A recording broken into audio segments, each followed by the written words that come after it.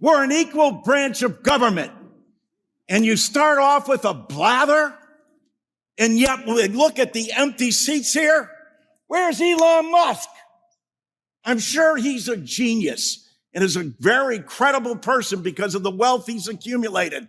But that does not put him above the law or the responsibility to come before this committee in this Congress. If he's so great, if these plans and all the fraud and abuse that he's found are so eminent, why isn't he here explaining it? You know why. Because he's out to privatize Social Security. He's been on television the last couple of days talking exactly about Social Security, Medicare, and Medicaid, and what he intends to do. Privatize it. The American people, some of them may have been born at night. YouTube has terminated our main channel with millions of views just for telling the truth. But you can help us regrow by just subscribing to the channel, liking the video, and commenting down below. Thank you. On John Larson challenging Elon Musk's absence from Congressional oversight. The strategic absence of Musk from congressional hearings speaks volumes. He's proposing massive changes to America's social safety net without facing questions from our elected representatives. Men and women on this committee are good people. They're honest and caring people. And that's why I do not understand why you would relegate this committee to no longer being of significance and resort to saying you will do whatever Elon Musk and Donald Trump tell you to do. Where's the independence of the committee? Where's the legislature? We're an equal branch of government. And you start off with a blather, and yet look at the empty seats here. Where's Elon Musk? I'm sure he's a genius and is a very credible person because of the wealth he's accumulated. But that does not put him above the law or the responsibility to come before this committee in this Congress. If he's so great, if these plans and all the fraud and abuse that he's found are so eminent, why isn't he here explaining it? You know why. Because he's out to privatize Social Security. He's been on television the last couple of days talking exactly about Social Security, Medicare, and Medicaid, and what he intends to do. Privatize it. The American people, some of them may have been born at night, but not last night. People are aware of this. Every single one of your districts. Now you have someone coming in to privatize a system, something you have longed to do going back to 1982, because Elon Musk thinks that this is the best thing to do. President Trump has called Social Security a scam. Elon Musk, as the chairman, as Mr. Neal said, called it a Ponzi scheme. Ask that of the people in your district. Ask that, Mr. Smith, of the more than 198,000 people in your district who rely on Social Security, and you won't even let the person who's planning to privatize it, who's telling the big lie in front of everyone, in bold as he possibly can, saying, this is what we're going to do. The Congress is in our back pocket. We don't even have to come before them and testify because we control the House, we control the Senate, and we control the presidency. And it's the tyranny of the executive. It's why these resolutions were first adopted back in 1789, because the founding fathers knew that the executive branch does not have total authority over the legislature unless you have a willing party that says, no, we're going to do exactly what you tell us to do, Mr. Musk and Mr. President. It doesn't matter to our constituents. It doesn't matter how much money they are not going to receive. We're not even going to tell them the truth about what's going to happen to them. They administer to over 70 million people in the nation's #1 anti-poverty program for the elderly and children. Shame! Shame! Can't bring people in front of this body. If he's right, if they're so good, if they're so just, why aren't they here telling the American people about it? They're not, because you know the truth. It's about private. Congressman Larson's fiery takedown exposes a fundamental truth. While Trump and Musk avoid testifying, their actions speak volumes. This isn't just about budget cuts, it's about fundamentally dismantling Social Security through the back door. What we're witnessing is classical political misdirection, gutting an agency's ability to function while claiming to fix it. Firing 70,000 employees, closing field offices, and attempting to end phone services that millions of elderly Americans depend on isn't reform, it's demolition. The rapid reversal after public exposure proves something crucial: accountability works. When elected officials like Larson speak up forcefully and journalism shines a light on these plans, it creates the pressure needed to protect essential services. In today's political climate, daylight remains the best disinfectant. The Dow is down again today. We're watching Wall Street as President Donald Trump's tariffs create uncertainty in the market. Now, at the same time, we get a bit of a silver lining in new data showing inflation slowed in February. Prices jumped lower than economists expected. Here are the numbers. Prices up 2.8% from a year ago and 0.2% from January. Again, a slower bleed than expected. However, we know millions of you are still feeling it when you check out at the gas pump or maybe at the grocery store. And Trump's 25% tariffs on steel and aluminum kicked in today, threatening to push prices even higher. In a matter of hours, the European Union slapped tariffs right back on the U.S., targeting everything from farm products to motorcycles, bourbon, peanut butter, and even jeans. Canada also vowed to retaliate with more than $20 billion in tariffs on the U.S.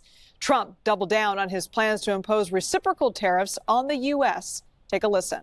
YouTube has terminated our main channel with millions of views just for telling the truth. But you can help us regrow by just subscribing to the channel, liking the video, and commenting down below. Thank you. Trump's tariff gambit is creating a classical case of economic whiplash, promising American strength while simultaneously tanking the markets. The administration keeps framing this as a negotiation, but our 401ks are paying the price for this high-stakes game of chicken. Notice how strategically the EU and Canada targeted the retaliatory tariffs. Bourbon, jeans, peanut butter. These aren't random products. They're deliberately hitting industries in politically sensitive Republican states. This is economic warfare with surgical precision.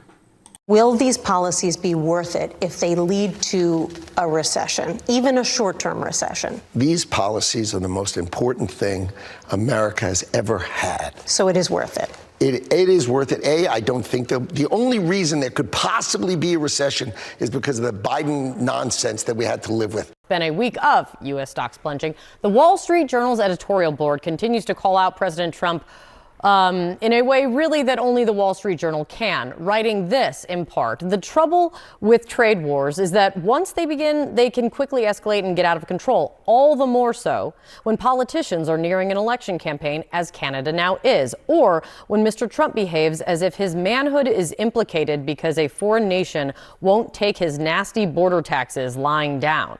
We said from the beginning that this North American trade war is the dumbest in history, and we were being kind.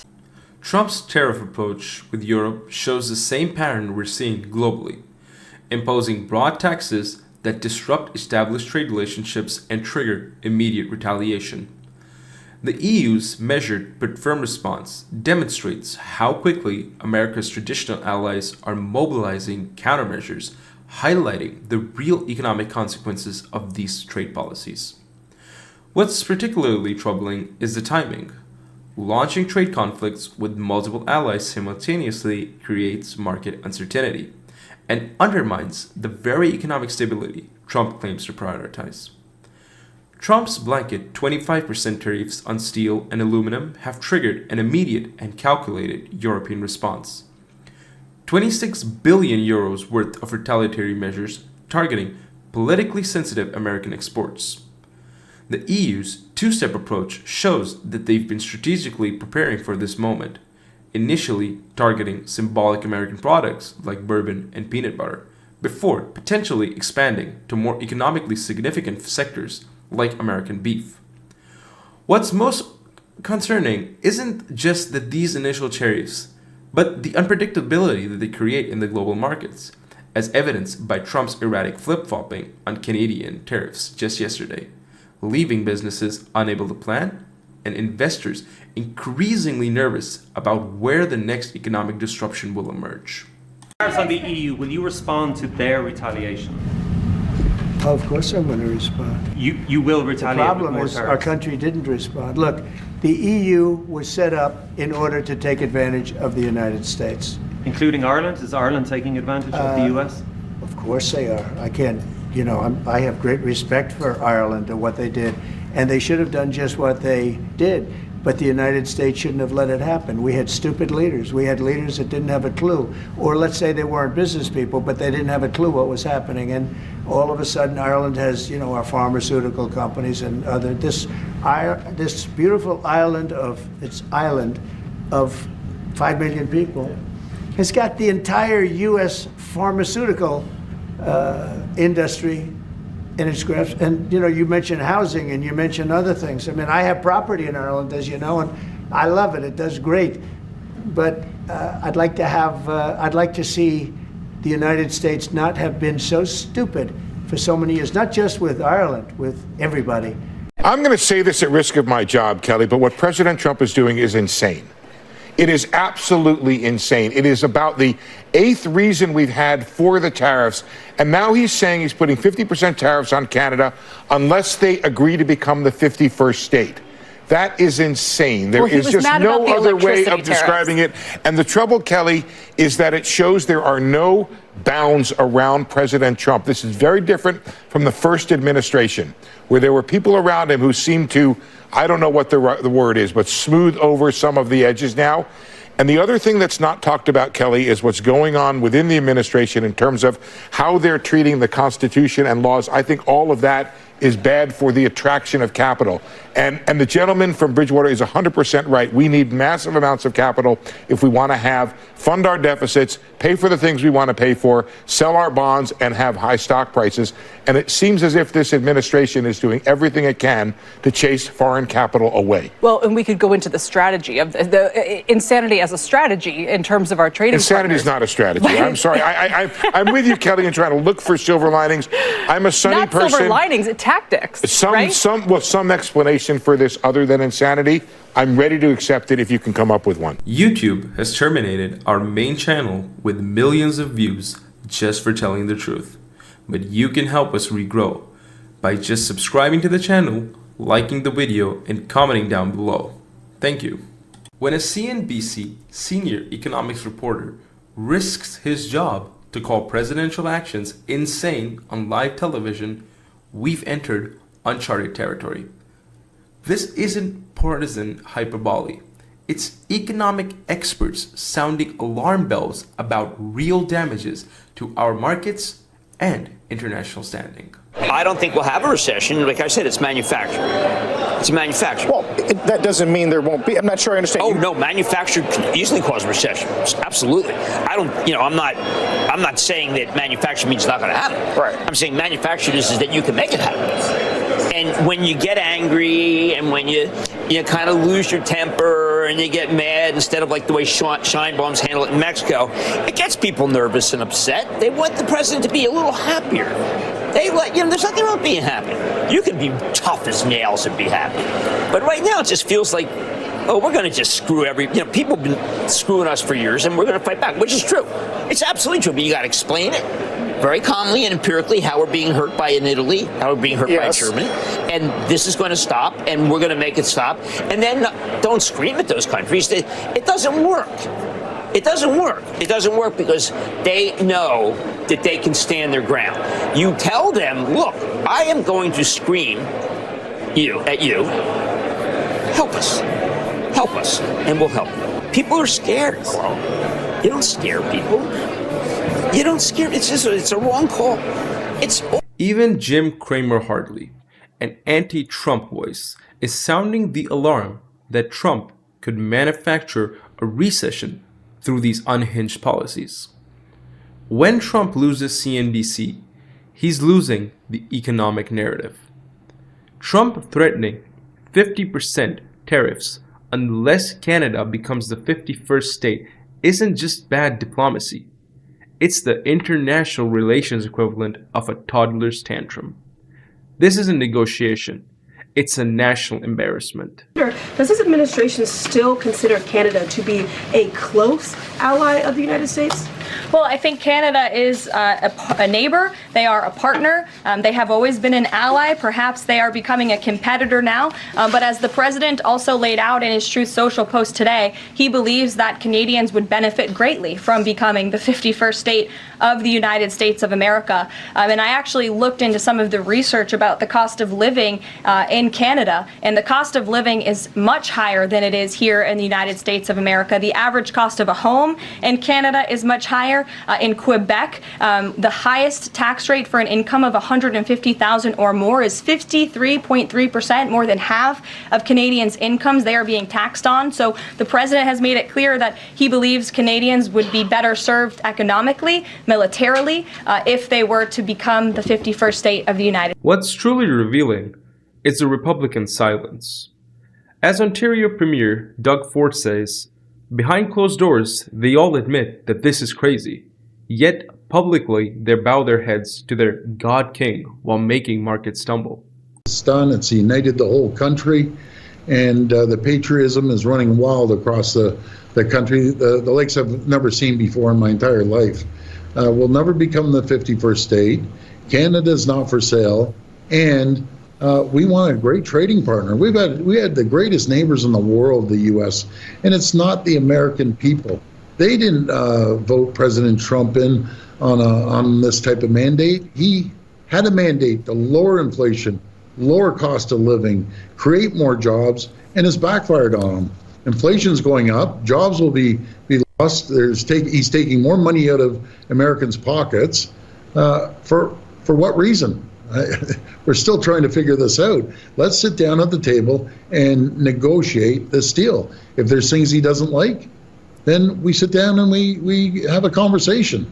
But just going tit for tat back and forth. The press secretary casually suggesting Canada would be better served as the 51st state shows how deeply detached from reality this administration has become. They're sacrificing our most important alliance on the altar of Trump's ego. Not the American people. It's not even the Republicans I speak to. And behind closed doors, all of them are saying, this is crazy what he's doing. And CEOs of the largest Fortune 500 companies are telling him this does not work. Protectionism doesn't work. Do we want a fair deal? Absolutely. And the only way you get a fair deal is by sitting at the table across from each other, and let's hash this out and be stronger together. We have more problems, more foes around the world than we need. We want to focus on our friends. United we stand, divided we fall. And again, notice the pattern. Republicans whisper concerns in private but remain publicly loyal, while our allies like Canada are forced to stand up to the American bullying. Who are the real alphas in this situation? What we're witnessing is economic hostage-taking disguised as negotiation. Trump isn't offering Canada options. He's threatening destruction unless they surrender sovereignty. This isn't deal-making. It's international extortion.